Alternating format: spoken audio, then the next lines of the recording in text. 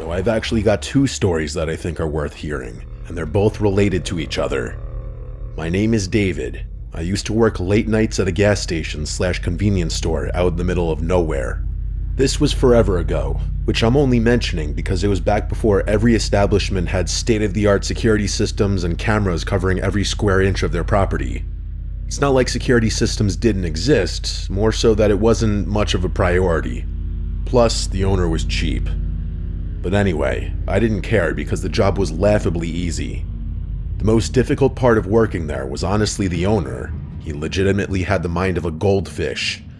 We'd have the same two arguments multiple times a week, and it was almost like this guy forgot what we argued about every time because he'd constantly repeat himself and bring up things we'd already addressed. But whatever. Here's everything you need to know. Most nights, it was just me in there from 11 p.m. to 7 in the morning, and the place didn't see much traffic. That's about it. Anyway, one night, I'm pretty sure it was during the week, I was doing what I always did, leaning against the counter with a magazine in hand, trying to prevent the boredom from putting me to sleep. It was really late. I don't remember exactly what time it was, since the store had the remarkable ability to blend all the ungodly hours of the night into one lump of misery.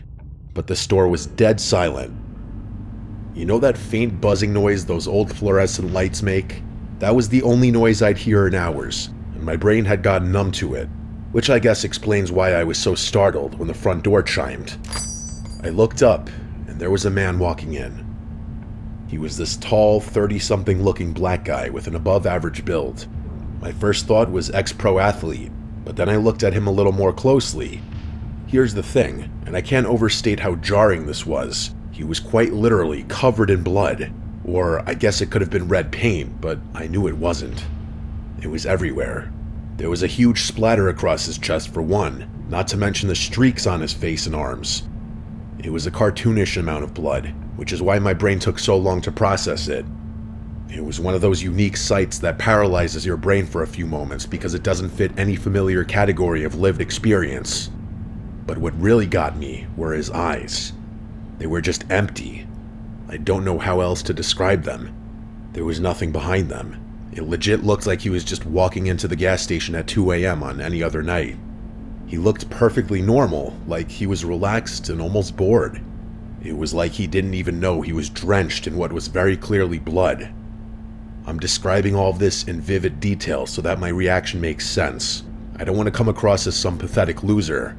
It was genuinely a terrifying situation. I was completely frozen, and all I could do was stare at the guy, which was probably the last thing I wanted to be doing. I couldn't help myself. Every time I was able to look away, my gaze immediately snapped right back to his eyes. He noticed, obviously, which wasn't too surprising. I mean, I was quite literally staring at him. I'm not sure what I was expecting him to do, but I definitely was not expecting him to smile at me. And then he said, calm as anything, "Don't worry, it's not my blood." As if that was supposed to make me feel any better. It didn't. My brain immediately started the emergency alarms, that this guy is a murderer. He might have just killed someone. He might kill me. Those were the only thoughts running through my brain, and I was freaking the fuck out. But then my survival instincts kicked in, and I started acting like everything was normal. I nodded at him like he had said something normal about the weather, and I buried my head back in the magazine. I watched him walk through the aisles like nothing was wrong. He grabbed some random stuff and came up to pay. I was actually kind of surprised that he wasn't going to just steal the items. I probably would have let him. I rang him up, careful not to look him in the eyes. The nightmare was almost over. He paid in cash, didn't say anything else, and left. The door chimed and he was gone, as simply as that. The second I heard a car engine start somewhere out in the parking lot, I grabbed the phone and called 911. I told them what I saw, and I tried to describe the guy as accurately as possible. I told them I didn't really know what had happened, but I was positive that something happened. The dispatcher was asking some clarifying questions when everything went sideways. I was mid-sentence when the door chimed again. Great, another customer. That was the last thing I wanted to deal with, but I was wrong. It wasn't another customer. It was him again, the guy I was in the middle of reporting to the police. He looked absolutely furious. I hung up the phone as fast as I could, but it was too late. He knew what I was doing. He must have seen me through the window. He stormed up to the counter and started demanding to know if I'd called the cops. I denied it, but he wasn't buying it. Not even a little. Things escalated quickly. He started cursing at me, telling me to mind my business and that he knew I was lying. I just put my hands up and didn't say anything, trying to defuse things as best I could, but there was nothing I could do. His voice was getting louder, and those empty eyes were suddenly filled with rage. At first, I thought he was just going to yell at me, but I saw it a second too late. He jumped across the counter and attacked me before I could do anything. I don't mean he climbed over it. I mean he launched himself across the counter and tackled me to the ground before I could even react. In all of 2 seconds, he went from screaming at me to strangling me, and I was fighting for my life. I thought I was going to die. I had never been in a physical altercation before that night, and I was certain this guy was trying to end my life. I thrashed around wildly, kicking, scratching, biting even. I was just trying to survive. I could feel his blood, or whoever's blood it was, all over me, smearing my clothes and face. We were still rolling around on the floor when I resorted to my final option. I screamed that I had a gun, and I wasn't afraid to use it. A complete bluff, of course. Something about the way I said it must have been convincing, though, because he stopped punching me. He scrambled off and bolted for the door. I was still on the ground in a painful haze when I heard his car speed out of the parking lot. I didn't even get up at first. I just laid there for a while, covered in a mix of someone else's and my blood. The police showed up maybe 10 minutes later. When they saw the state I was in, they immediately left and tried to track the guy down. I never heard from them again. There was nothing about it on the news either, so I was completely in the dark. The experience was by far the scariest physical thing that has ever happened to me.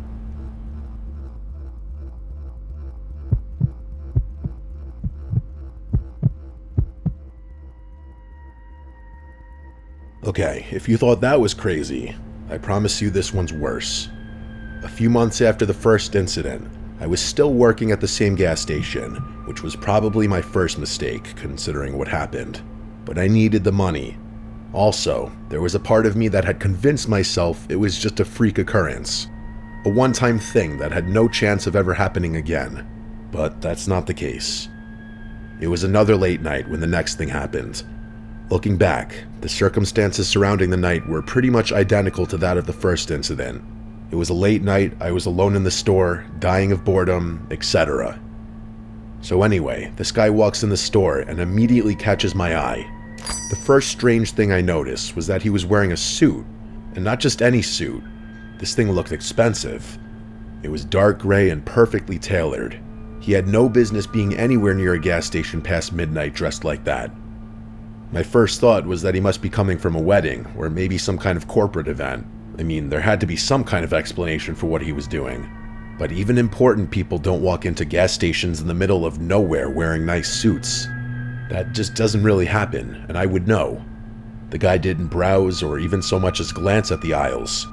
He clearly wasn't hiding his intentions, or just didn't care enough to. Instead, he walked right up to me.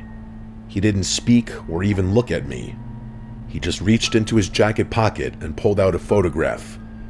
At first, I was beyond confused, but then I looked down at the picture, and I couldn't believe my eyes. It was a picture of that guy who had come into the store with blood all over himself and tried to kill me. The photo wasn't 100% clear, but I was sure it was unmistakably the same person. I tried to mask my surprise, but I don't think I did a good job. I kept my face glued to the photo, but I could feel that man watching me. He didn't say anything at first, and when I looked up to meet his gaze, he just stared at me, like he was studying my face or reading my mind. I wasn't sure if he was expecting me to say something, so I didn't. It was painfully awkward, and then, after a really uncomfortably long pause, he finally spoke. His voice was surprisingly gruff, almost like he had just smoked a full pack of cigarettes. He asked me if I had ever seen that man before, and I immediately said I hadn't. It felt like the right answer, even if I couldn't explain it at the time. I just didn't want to get involved in any kind of illicit activity that was going on, and my gut was screaming, "Deny, deny, deny." The guy didn't respond. He just kept staring at me with these cold, calculating eyes that I couldn't read. It was really unnerving, especially given what he was asking me about. The silence was excruciating, and with every passing second, I lost confidence in the believability of my lie. Still though, I wasn't budging, and I was still pretty sure I had given a convincing answer. I won our little implicit standoff, and the guy finally reached down and picked up the photograph. As soon as he turned his back, I let out a huge sigh of relief, thinking everything was over. I watched him walk through the store toward the door, but right before he opened it, he stopped, and he turned back around to face me one more time, and then he just said, "I know you're lying." And then, before I could even respond, he was gone. I was pretty shocked by the whole encounter, more than I wanted to admit to myself. Being in that store all alone didn't feel safe anymore, and I didn't really know what to think. For the life of me, I couldn't figure out what the hell had just happened. Who was that guy? How did he know about the first incident? I wondered if he was a cop or detective, or if he was something else entirely, someone connected to whatever that blood-covered man had been involved in. That's the thought that really freaked me out. I pretty quickly reasoned that if he had been someone official like a cop, he would have revealed his identity to me, which could only signify bad news. I didn't end up calling the police that time, partly because I wasn't sure what I'd even say, and partly because of the PTSD over what happened the last time I called the police. Nothing happened for a while after that night, though. I was a little shaken, yeah, and part of me was expecting something else to happen that night, but nothing did. It wasn't until a few weeks later that I started thinking something might have actually been wrong. I started noticing the same silver SUV in various spots throughout my day. At first, it was parked across the street from the gas station during my daytime shifts, which was normal enough, but then I noticed it in the parking lot of the grocery store I went to, which was a touch stranger. Once I saw it on my street, the alarm bells started to go off again. I'm not a paranoid person by nature, but when you see the same vehicle in several different locations over the course of 2 weeks, you start to wonder. I had a feeling I knew who it was, and I told myself the next time I saw the car, I would call the police and report it as discreetly as possible. I knew it was that guy who had walked into the store that night in a suit. It had to be him. The worst part about it all was not knowing how he'd figured out where I lived. Somehow he tracked me down. You have to remember, I lived alone at the time. It's not like I had protection at home or a lot of people to consult on this. I don't know why, but I convinced myself things would blow over if I just ignored it. And of course, that was an awful way to proceed. About 3 weeks after he'd first shown up, I was jerked awake in the middle of the night by the sound of glass shattering. My first reaction wasn't to freeze or flee, but to fight. I grabbed the baseball bat I kept under my bed and ran into the living room. There was no one there, which I was able to determine in just a few minutes because the house was pretty small. There was something, though. There, sitting in the middle of the living room floor, surrounded by broken glass, was a rock. Just a plain rock, maybe the size of a fist. There was no note attached to it, but I understood what it meant. In that moment, I realized I couldn't do this anymore. That guy had clearly been stalking me, and he was clearly involved in something awful and was trying to tell me something. I didn't know what that thing was, but I knew I wanted no part of it, so I caved. I quit my job the next day and started looking for other places to live. It took me a little over a month to find a nondescript apartment a few towns over, and I figured that was good enough. In that moment, I didn't see the SUV one time, but my mind was made up, and nothing happened after that. I was finally at peace, and I was actually able to find another job relatively easily. I ended up moving again not even a year later, this time way out of state, and that was that. But I still think about both experiences from time to time. Even though the first encounter was probably more life-threatening, it's the second one that gets me. I was never able to figure out why someone would go through all that trouble, stalking, harassment, intimidation, just because I'd called the cops on someone covered in blood. The only explanation I could think of was that he somehow thought I had a connection to that first guy, and I was harboring him or sheltering him or something. It's been years, and I've accepted that I'll probably never figure out the truth behind any of what happened.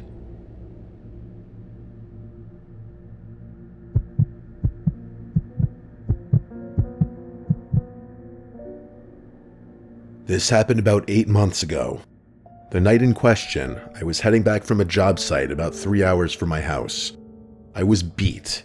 The job had taken longer than expected, and I didn't have the amount of caffeine in my system such exhausting work required. By the time I got back on the road, it was already past 10. I know a 3-hour drive doesn't sound too intense, but I had been working so hard that even the simple task of keeping my eyes open was a chore. Plus, my truck is several years old. I don't drive a fancy vehicle with assisted driving or anything like that, so it's not like I had the comfort of knowing my car would help with the drive. About 45 minutes in, I knew I needed to stop.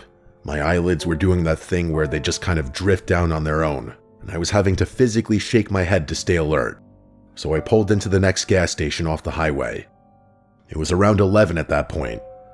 I filled up my tank, smoked a cigarette, and kind of stood there debating what to do. I still had over 2 hours of driving ahead of me, and I knew there was no way I'd make it. So I made the decision to take a quick nap and finish the drive afterward. I drove to the corner of the parking lot and turned my engine off. I was just going to go to sleep for a few hours right there. I've slept in worse places, it didn't seem like a big deal. I was out almost instantly. When my alarm went off, it felt like I had blinked and an hour had passed. I still wasn't fully rested, but I was definitely more alert than before, which was good enough for me. The lot was completely empty now. There had been at least 2 other cars there when I pulled in, and they were both gone. Without as much as a second thought, I started my truck and pulled back onto the highway. Things were fine for maybe the first 20 minutes. The highway was dead, and I was kind of zoning out. Not falling asleep per se, but just letting muscle memory take over. I was essentially on autopilot. At one point, I realized my truck was making some strange noises. It actually took my brain a few minutes to process what I was hearing as abnormal. That's how zoned out I was. I turned the AC down so I could hear things more clearly. There was this faint thumping sound coming from somewhere behind me. I turned around a few times, but didn't see any loose items bouncing around in the back seat or anything like that. I figured it was just something shifting around in the truck bed. One of my tools, maybe. Beyond speculating, there wasn't much else I could do. The situation didn't really warrant me pulling over, so I made a mental note to check it when I got back home, and I kept driving. The sounds continued, though. It actually started to bother me, and I ended up cranking the radio to drown it out. At one point, I slammed my hand against the hood of the truck and cursed out of frustration. Strangely, that seemed to work. For maybe 10 minutes after that, things were quiet. I was relieved, not because the noise was worrying me, but because it was genuinely ticking me off. The adrenaline from getting so worked up had woken me up a bit more, which was a good thing. But that increased alertness also cleared some of the brain fog, and I started thinking about how odd it was for a sound being made by an inanimate object to stop so abruptly as a result of my outburst. I had already eliminated the possibility that a faulty part in my truck had been making the sound, so the fact that slapping the hood could have caused it to stop was such a weird coincidence. I was in my head about it, debating whether I should stop or not, when out of nowhere, I heard a deafening crack come from directly behind me. It was not a normal sound, and it definitely wasn't a normal crack either. It was more like a crash, like someone had thrown a rock against one of my windows. The next 30 seconds were pure chaos and terror. I turned around in shock, and what I saw nearly made me lose control of my vehicle. There was a person standing in my truck bed, banging on the glass divider between the truck bed and the back seat with one of my tools. It was dark, but I could clearly see him. He was banging on the glass repeatedly, like a wild animal trying to claw its way out of a cage.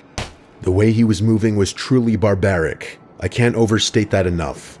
I swerved uncontrollably, partly out of fear and partly to try and shake him off. I lost control of the truck and started spinning out of control. I genuinely thought I was going to flip, but all I could think about was the maniac who was trying to smash his way through the glass. I somehow managed to wrestle the truck back under control, and I skidded to a halt halfway between the right lane and the shoulder. I was too disoriented and terrified to think about how lucky I had been to avoid a wreck. And the moment my head stopped spinning, I ripped off my seatbelt. I don't know what came over me. I'm not the bravest person, and I wasn't armed, but I knew I wanted to do something. I couldn't just sit there. I had to confront the psycho in the truck bed, if he was even still there. I threw the door open and ran around the truck. As I was approaching the truck bed, I saw a man in a hoodie climbing out. He jumped onto the ground and started running for the tree line off the side of the highway.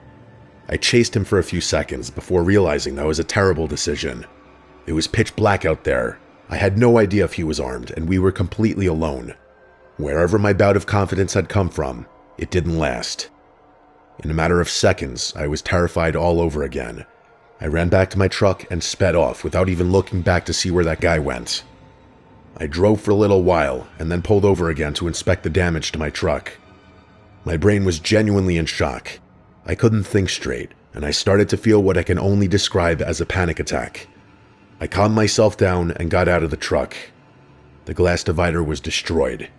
It wasn't completely shattered, but there were so many cracks in it that one more forceful impact would have taken it out. I climbed into the bed of my truck to see what he had been hitting the glass with, but something caught my attention before I could even figure it out. There was a foreign object in there that I didn't recognize. It definitely wasn't a tool. It took me a few seconds to realize what I was looking at. It was a trash bag. It was wrapped over on itself multiple times, like someone had been trying to keep it really secure. And it was small too, like the size of 2 fists. It looked wet, and as I crouched down to get a better look, I realized it smelled disgusting. It smelled rancid, like rotting meat or food. I didn't want to touch it, but I needed it out of my truck. I needed to be as far away from that bag as possible. So as gingerly as I could, I grabbed it and quickly chucked it toward the tree line. I didn't give things another thought. I immediately got back in the driver's seat and started driving away. As I was pulling out, I looked down at my hands and realized they were tinted slightly red. The bag had been coated in something red. Something red that was now all over my hands. It was sickening, but there was nothing I could do besides drive. I rubbed my hands on my jeans and tried to just make it home without going insane. I ended up keeping the incident to myself. I didn't involve the police, and it wasn't until weeks later that I even told my friends about what happened. I couldn't stop thinking about the encounter for days afterwards. I got a friend of mine to fix my glass a few days later without asking questions, and that was pretty much that. But I'd be lying if I said I wasn't affected by what happened. Looking back, the only explanation that makes sense is that he climbed into the bed of my truck while I was asleep at the gas station, which makes sense because I don't have a bed cover. But he must have been lying completely flat there for most of the drive too, otherwise I would have seen him. I've never been in a life or death situation like that before. It was by far the most terrifying thing I've ever gone through.